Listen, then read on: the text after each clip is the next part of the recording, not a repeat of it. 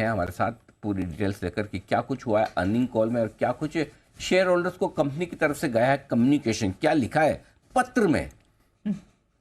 Love letter है बिल्कुल sir, share holder जिन्होंने पढ़ा उनको तो यही लगा होगा सर। ओह माय गॉड, क्या बात है, बताएं जी। जोमेटो के नहीं, सवाल मैंने कहाँ पूछा है जोमेटो के शेयर का भाव टोमेटो के पार कब निकलेगा? सर जिस हिसाब से जो अर्निंग्स कॉल और इनमें निकल के आया, लगता है बहुत ही जल्द हो जाएगा सर। क्या बात है, बताइए क्या क्या खास है? Yes sir. सर सबसे पहले जो अर्निंग्स कॉल में जो एक इंपॉर्टेंट हाईलाइट निकल के आई है, क्योंकि इस बिजनेस के लिए एक मंथली ट्रांजैक्टिंग यूजर्स MTU जो होता है वो काफ़ी इंपॉर्टेंट होता है। तो वहाँ पर ये देते हुए दिखे हैं कि जो फूड डिलीवरी सेगमेंट का मंथली ट्रांजैक्टिंग यूजर्स जो बढ़कर आया है, वो जो तेज़ी है वो जारी रहेगी।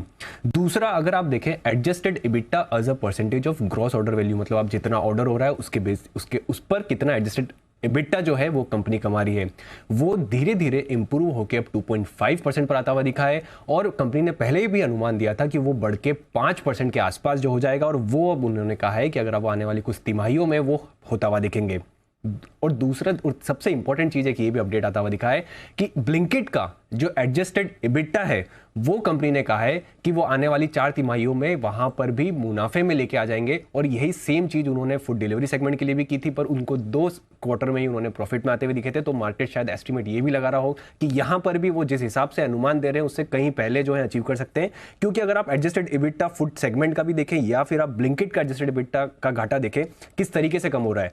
लगातार Q1 FY23 में जो 326 करोड़ था, फिर Q3 FY23 में 227 करोड़ हो गया, फिर अभी Q1 में लगभग अगर आप देखें -133 करोड़ का जो है वो घाटा आता हुआ दिखा है ब्लिंकिट का एडजस्टेड EBITDA की। अगर आप बात कर रहा हूं मैं ब्लिंकिट का एडजस्टेड EBITDA, वो एक और स्लाइड अब इसके बाद आएगी, वहां पर आपको क्लियरली दिखेगा कि एडजस्टेड EBITDA वो घाटा तेजी से जो है वो कम करते हुए जा रहे हैं। तो हो सकता है कि शायद 4 तिमाही ना लगे, उससे पहले ही हो जाए।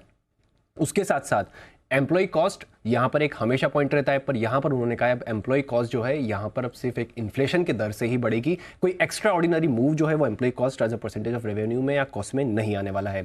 अब ये वाली बात तो अर्निंग्स कॉल की हुई। अब अगर आप शेयर होल्डर्स में देखें, शेयर होल्डर्स लेटर में, तो वहाँ पर एक इंटरेस्टिंग चीज़ लिख रखी है और उन्होंने बढ़िया तरीके से लिखा है कि कंपनी कम से कम 2 साल तक 40% की YOY एडजस्टेड रेवेन्यू में ग्रोथ कर रही है।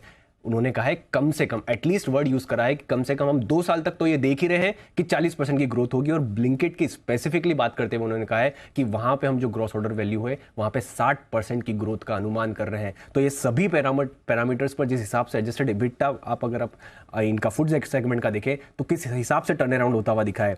जो अगर आप देखें 3 तिमाही पहले वहां पर उनको 2 करोड़ का प्रॉफिट था, वो अब 180 करोड़ का प्रॉफिट आता हुआ दिखा है। तो ये सभी पैरामीटर पर यहाँ पर आउटलुक जो है वो काफी बढ़िया दिख रहा है। तो ये है बड़ा डेवलपमेंट जोमेटो में होता हुआ। एक तो अर्निंग्स कॉल काफ़ी मजबूत रहा है, दूसरा शेयर होल्डर्स को जो इन्होंने पत्र लिखा उसमें काफ़ी कुछ हाईलाइट्स आती हुई दिखी है, और ऑपरेशनल परफॉर्मेंस और बेहतर होने की उम्मीद लेकर आप चल सकते हैं। FI सारे बुलिश होते हुए दिख रहे हैं।